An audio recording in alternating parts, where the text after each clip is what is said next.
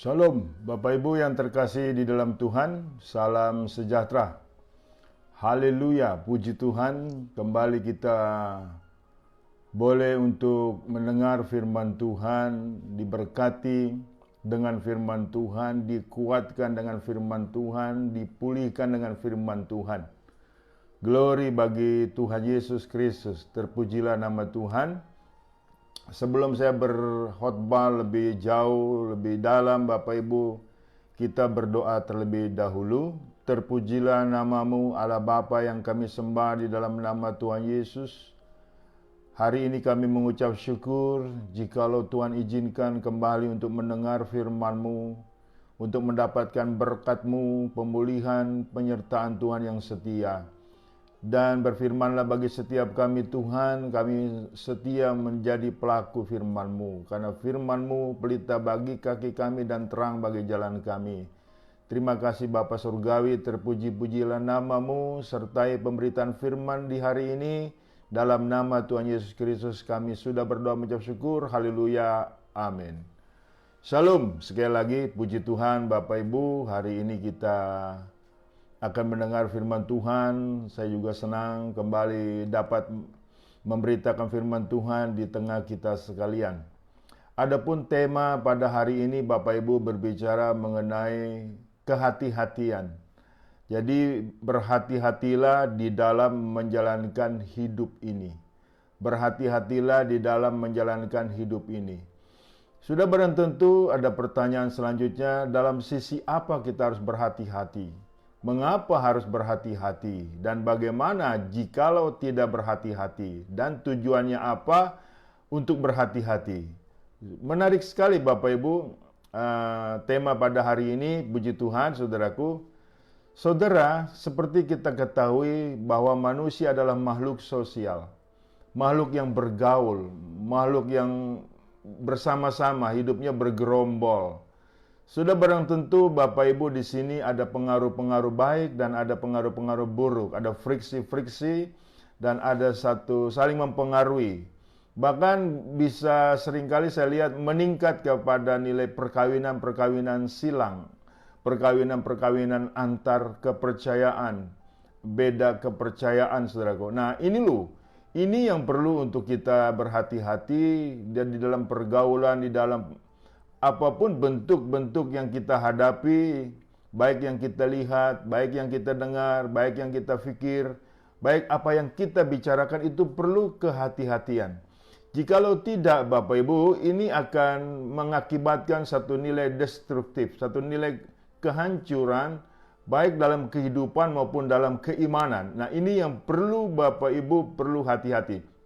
Nah, seringkali ini tidak diwaspadai, terutama banyak orang Kristen tidak mewaspadai kondisi seperti itu. Sehingga atas pengaruh-pengaruh buruk, atas pengaruh-pengaruh jahat mereka ngikut seperti itu. Nah, ada baiknya kita bahas yang pertama, saudaraku, di dalam apa kondisi bagaimana kita ini perlu berhati-hati di dalam kehidupan ini atau menjalankan hidup ini. Yang pertama, di dalam pergaulan. 1 Korintus 15, ayatnya 1 Korintus 15 di dalam pergaulan, ayat 33 sampai 34. Janganlah kamu sesat, pergaulan yang buruk merusakkan kebiasaan yang baik. Sadarlah kembali sebaik-baiknya dan jangan berbuat dosa lagi. Ada di antara kamu yang tidak mengenal Allah, hal ini kukatakan supaya kamu merasa malu. Saya ulang Bapak Ibu, janganlah kamu sesat, pergaulan yang buruk merusak kebiasaan yang baik. Yang pertama yang perlu kita waspadai adalah soal pergaulan. Pergaulan ini saudaraku sudah barang tentu punya daya tarik menarik antara pengaruh kita dan pengaruh orang-orang di sekitar kita. Bapak Ibu mungkin masih ingat cerita anak burung Raja Wali dibesarkan oleh induk bebek. Ingat bukan Bapak Ibu, jadi ada telur Raja Wali, Bapak Ibu dicampur dengan telur bebek, dirami dengan induk bebek. Tatkala dia itu menetas, kemudian jadilah dia punya ibu bebek. Nah, burung Raja Wali Bapak Ibu ini, yang ngikut-ngikut bebek. Sehingga kemampuan dia terbang tinggi, kemampuan dia melawan badai itu sirna Bapak Ibu. Dan menjadi bebek Bapak Ibu. Jadi nggak bisa terbang. Nah ini nilai pergaulan yang sungguh amat ironis. Saya juga pernah lihat saudaraku di YouTube seekor burung kakatua. Itu dia punya bunyi seperti anjing Bapak Ibu. Menggonggong seperti itu, mengguguk seperti itu. Karena dia bergaulnya dengan anjing. Jadi pergaulan ini atmosfernya, pergaulan ini spiritnya sangat kuat sekali Bapak Ibu. Tatkala kita punya prinsip lemah. Tatkala kita punya prinsip dilemahkan, saudaraku, dengan sistem pergaulan yang buruk, kita akan menjadi buruk. Itu yang perlu hati-hati. Apalagi di sekitar kita, saudaraku, banyak orang yang tidak mengenal Allah. Bukan kita tidak boleh bergaul. Kehati-hatian dalam bergaul ini penting bagi setiap kita untuk supaya kita ini mempengaruhi mereka, bukan kita dipengaruhi oleh mereka. Apalagi kalau Anda masuk dalam sistem yang korup. Banyak anak-anak Tuhan tadinya atau awalnya baik-baik Bapak Ibu, orang-orang baik. Begitu dia mulai masuk dalam dunia kerja, ya entah di kantor, entah di pemerintahan, kemudian masuk ke sistem yang korup. Dan orang itu akhirnya menjadi korupsi. Dan ini pergaulan Bapak, ini pergaulan. Apalagi anak-anak muda. Pergaulan free sex. Pergaulan kenajisan. Itu sangat mudah sekali saudaraku. Mempengaruhi mereka. Tidak kecuali anak-anak Tuhan. Banyak anak-anak Tuhan masuk pergaulan yang buruk jadi buruk. Nah, jikalau Anda dan kita tidak memperhatikan pergaulan ini, dan tidak awas-awas, tidak hati-hati, niscaya kita juga akan turut menjadi keburukan dalam pergaulan yang buruk tersebut. Sebetulnya kita ini adalah imamat yang rajani umat kepunyaan Tuhan. Itu dilumpuhkan. Sebagaimana burung Raja Wali dilumpuhkan kemampuan terbangnya. Dilumpuhkan kehebatan luar biasa, dia punya staminanya. Semua dilumpuhkan. Karena ngikut bebek. Jadi anak bebek nggak bisa terbang, jadi koek-koek. Seperti itu. Ya alangkah disayangkan Bapak Ibu. Saya banyak melihat potensi-potensi orang-orang Kristen. Begitu luar biasa, tapi dilumpuhkan oleh pergaulan yang buruk. Saudara, saya pernah hidup di daerah hitam Bapak Ibu. Dia kan. Di daerah banyak di situ ada pelacuran, ada pemabokan. Banyak penjahat-penjahat kumpul di situ, yaitu di daerah Kalijodo, karena saya kecil di situ. Tetapi di sini saya nggak bisa kena pengaruh tersebut, sebab saya punya prinsip kuat. Saya menjaga diri kuat, Bapak Ibu, supaya saya tidak sama dengan mereka. Ini bukan kesombongan. Tetap kita berteman, say hello, tetap kita baik, tetapi tatkala ditawarkan nilai-nilai yang negatif, ditawarkan nilai-nilai yang buruk, saya menolak dengan asertif. Dengan secara halus tanpa menyinggung perasaannya. Dan puji Tuhan, sampai sekarang kondisi-kondisi saya, saudaraku, tetap untuk menolak hal-hal yang najis dan menolak hal-hal yang jahat. Ini perlu bagi anak-anak Tuhan. Jangan sampai kita kena kontaminasi di dalam pergaulan, kontaminasi keburukan-keburukan yang ada di sekitar mereka. Justru harus sebaliknya. Kitalah yang mempengaruhi mereka dengan hal yang baik, hal yang benar, menjadi terang dan menjadi garam. Agar identitas kita tidak hilang. Untuk menjadi garam dan menjadi terang. Iya tuh Bapak Ibu, jangan sampai dilumpuhkan terang dan menjadi garam yang Tuhan berikan tanggung jawab bagi setiap kita. Pergaulan ini saudaraku sangat-sangat berbahaya tatkala kita tidak hati-hati. Berbahaya bagi nilai tubuh kita, berbahaya bagi nilai iman kita. Sehingga pada akhirnya saudaraku, kita ini kalah sebelum berperang atau tidak memenangkan kondisi hidup kita dan menderita kekalahan total. Saya baca lagi mengenai ayat tersebut, Matius 16 ayat 6 sampai 12. Yesus berkata kepada mereka, "Berjaga-jagalah dan waspadalah terhadap ragi orang Farisi dan Saduki." Maka mereka berpikir-pikir dan seorang berkata kepada yang lain, "Itu dikatakannya karena kita tidak membawa roti." Dan ketika Yesus mengetahui apa yang mereka perbincangkan, ia berkata, "Mengapa kamu memperbincangkan soal tidak ada roti? Hai orang-orang yang kurang percaya, belum juga kamu mengerti, tidak kamu ingat lagi akan 5 roti untuk 5.000 orang, dan berapa bakul roti kamu kumpulkan kemudian, ataupun akan 7 roti untuk 4.000 orang itu, dan berapa bakul kamu kumpulkan kemudian. Bagaimana mungkin kamu tidak mengerti bahwa bukan roti yang kumaksud? Aku berkata kepadamu, waspadalah terhadap ragi orang Farisi dan Saduki. Ketika itu barulah mereka mengerti bahwa bukan maksudnya supaya mereka waspada, bukan maksudnya supaya mereka waspada terhadap ragi roti, melainkan terhadap ajaran orang Farisi dan Saduki. Apalagi ajaran mengenai keimanan. Ini pukulan telak tatkala kita terpengaruh dengan ragi-ragi orang Saduki dan orang Farisi, ajaran-ajaran yang menyesatkan. Saudara, iblis itu pintar, dia selalu menyamar sebagai malaikat terang. Seakan-akan itu adalah nilai kebenaran, padahal itu bukan kebenaran. Tidak kebenaran, bukan kebenaran. Apalagi sekarang, saudaraku, tidak kebenaran atau bukan kebenaran mau dipaksakan menjadi kebenaran. Kalau kita lemah, kita itu anggap kebenaran.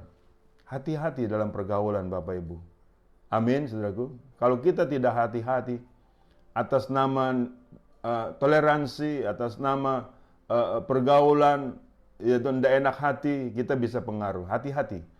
Jangan tetap kita berpegangan kepada firman Tuhan, semata-mata hanya untuk Tuhan, supaya kita di dalam pergaulan ini bukan dipengaruhi nilai yang jahat, justru sebaliknya, kitalah yang mempengaruhi mereka dengan nilai-nilai yang baik dan nilai-nilai yang benar. Atau mungkin kita tidak mau tanggung resiko, hindari pergaulan tersebut. Tetapi kita tidak demikian kondisi yang Tuhan ajarkan. Kita tetap boleh bergaul dengan siapapun, kitalah yang menjadi garam, kitalah yang menjadi terang. Amin. Yang kedua, di dalam pemikiran. Berhati-hati di dalam pemikiran, Bapak Ibu. Filipi 4 ayat 7-9. Damai sejahtera Allah yang melampaui segala akal akan memelihara hati dan pikiranmu dalam Kristus Yesus. Jadi akhirnya saudara-saudara semua yang benar, semua yang mulia, semua yang adil, semua yang suci, semua yang manis, semua yang sedap didengar, semua yang disebut kebajikan dan patut dipuji, pikirkanlah semuanya itu.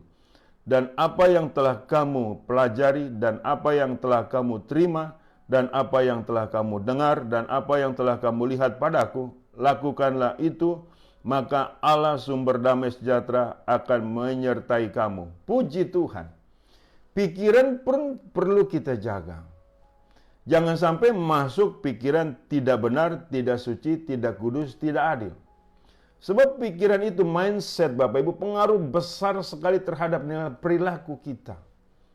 Tatkala kita kemasukan, kena pengaruh pikiran-pikiran yang negatif, pikiran-pikiran yang najis, itu Bapak Ibu akan merasuk, berakar, sehingga tidak ada damai sejahtera di dalam kehidupannya. Apalagi pikiran-pikiran porno, pikiran-pikiran najis, nonton-nonton film video porno, itu akan menghancurkan pikiranmu, dan engkau dibuat tidak berdaya, dan engkau hidup dalam kenajisan dan kejahatan. Padahal tubuh ini adalah bait Roh Kudus. Hati-hati dengan pemikiran. Saudara, kita tidak bisa untuk tidak berpikir. Tetapi kita bisa untuk tidak berpikir jahat. Kita bisa untuk tidak berpikir najis. Kita bisa untuk tidak berpikir hal yang macam-macam. Di sini makanya kalau Anda dan kita mau ada damai sejahtera Allah menyertai kita, pikiran perlu dijaga. Sudah barang tentu melalui visual penglihatan bisa langsung kita pikir. Melalui tontonan, melalui pendengaran, suara interpersonal, itu menjadi bahan pikiran. Lebih baik kita memikirkan firman Tuhan, perkataan Tuhan yang penuh kuasa, bukan perkataan biasa. 1 Korintus 4 ayat 20. Kerajaan Allah bukan terdiri dari perkataan, tetapi dari kuasa-kuasa. Seringkali umat Tuhan, saudaraku, pemikirannya begitu terbuka kepada nilai-nilai yang jahat, kepada nilai-nilai yang najis. Jangan Bapak Ibu. Pikiran kita benar-benar harus selektif. Harus sungguh-sungguh benar-benar apa yang kita pikirkan itu. Sebab akan mempengaruhi kejiwaan kita. Akan pengaruh terhadap psikis kita Bapak Ibu. Jadi ada istilah, biarkan burung terbang di atas kepalamu. Asal jangan dia bersarang di atas kepalamu. Sebab tatkala dia bersarang di atas kepalamu, dia akan berkutu, beranak pinak, dan menguasai kepalamu. Sedangkan kitalah yang menguasai kepala kita, termasuk pikiran kita, perasaan kita, di situ saudaraku. Jadi pemikiran ini perlu untuk kita waspadai dalam pikiran. Perlu kita hati-hati kalau kita ada damai sejahtera. Mungkin ada pertanyaan begini, Pak, kalau kita terlanjur sudah mendengar nilai-nilai yang negatif, iya kan, kemudian terlanjur melihat hal-hal yang negatif, apa yang harus kita perbuat? Saudara, itu jangan dipikirkan terus, harus dibuang. Engkau harus kembali kepada pikiran apa kata firman. Ya, terutama firman yang tadi saya baca, Filipi 4 ayat 7-9 ini. Jadi niscaya pikiranmu menang atas yang jahat, atas yang najis. Apalagi kita mendengar hal-hal yang menakutkan. Pikiran kita sudah takut, sudah kecut. Pada akhirnya Bapak Ibu kita kelabakan. Pada akhirnya kita kehilangan pedoman firman, kehilangan iman. Wah, itu bahaya sekali Bapak Ibu. Jangan sampai terjadi. Pikiran kita dipengaruhi oleh nilai-nilai yang bukan dari Tuhan. Iblis itu bekerjanya Bapak Ibu melalui pikiran. Dia racunin pikiran kita. Melalui hal-hal, ya apalagi sekarang dunia medsos. Apa yang kita lihat sehari-hari. Tidak selamanya, tidak selalu yang baik. Yang buruk-buruk. Apalagi kita suka di situ. Wah, kacau. Sehingga mentalmu akan lemah, akan takut, khawatir, kecut, dan akhirnya muncul sakit-sakitan. Teguhkanlah pikiranmu, jangan sampai dipengaruhi oleh nilai yang jahat atau dengan nilai yang najis. Pikiran kita perlu kita jaga dengan kehati-hatian dan perlu kita filter. Tatkala pikiran-pikiran yang jahat, yang najis ingin menguasai pikiran kita, kita tolak. Dengan cara kita memikirkan apa kata firman. Makanya sering-seringlah baca firman. Sering-seringnya mendengar firman. Jangan sampai telingamu dibiarkan mendengar hal-hal yang tidak baik. Seringkali juga, kalau soal gosip, Bapak Ibu, wah paling senang itu. Itu mengganggu pikiranmu. Wah begitu serius. Kalau giliran yang benar, yang baik, gerah. Menolak. Tidak bersemangat. Ya sudah, engkau dibawa pikiran jahat. Dan nantinya akan berakibat fatal bagi kejiwaanmu dan bagi kehidupanmu. Hati-hati, ada amin saudaraku. Puji Tuhan. Sekarang kita beranjak kepada yang ketiga, di dalam perkataan. Perkataan juga hati-hati, baik yang kita katakan maupun perkataan yang kita dengar Bapak Ibu. Ini perlu Bapak Ibu, kita nggak bisa tutup telinga kita, kecuali kita tidak mendengar. Boleh kita mendengar apapun, tetapi kita bisa menghindar. Ataupun kalau kita tidak bisa menghindar, perkataan-perkataan yang tidak baik itu harus pula dibuang. Di dalam Matius 7 ayat 24-27 demikian firman Tuhan, setiap orang yang mendengar perkataanku ini dan melakukannya, ia sama dengan orang yang bijaksana, yang mendirikan rumahnya di atas batu. Kemudian turunlah hujan dan datanglah banjir, lalu angin melanda rumah itu, tetapi rumah itu tidak rubuh, sebab didirikan di atas batu. Tetapi setiap orang yang mendengar perkataanku ini dan tidak melakukannya, ia sama dengan orang yang bodoh yang mendirikan rumahnya di atas pasir. Kemudian turunlah hujan dan datanglah banjir, lalu angin melanda rumah itu sehingga rubuhlah rumah itu dan hebatlah kerusakannya. Firman Tuhan sudah jelas-jelas mengatakan, tatkala Bapak Ibu mendengar perkataan firman Tuhan, bersegeralah lakukan, bersegeralah taat, bersegeralah untuk kita ini memenuhi nilai apa yang Tuhan dan firman-Nya katakan. Dan di situ saudaraku sudah menjadi nilai kristal, mengkristal dalam hati dan pikiran kita dan perasaan kita. Tatkala kita mendengar perkataan-perkataan yang bukan firman, kita paham apa yang harus kita lakukan. Jadi kita tidak mudah mempengaruhi rayuan-rayuan gombal. Misalnya di anak-anak muda terutama ya. Tidak perlu juga sih, orang tua juga ada yang kena pengaruh. Banyak sekali. Misalnya cowokmu atau pacarmu ingin melakukan satu nilai yang najis terhadap dirimu. Itu kan bukan kehendak Tuhan. Itu perkataan-perkataan rayuan gombal. Jangan dituruti, harus ditolak. Dengan katakan kepada firman, dengan memperkatakan firman Tuhan, ada tertulis, kuduslah kamu karena aku kudus. Amin. Amin anak muda. Kalau diputusin bagaimana Pak? Cari lagi. Dunia tidak sedaun kelor. Saudara, di dalam pergaulan, kalau ada orang yang perkataannya sering mencemooh, itu dijauhi saja Bapak Ibu. Perkataan-perkataan yang cenderung ngomongin orang, saya paling tidak suka dengan itu. Saya jauhi Bapak Ibu. Sebab itu lama-kelamaan akan transfer spirit kepada nilai diri kita. Dan bisa mempengaruhi nilai perbendaharaan kata-kata dari diri kita Bapak Ibu. Sebab asupan-asupan itu asupan perkataan yang tidak bermutu.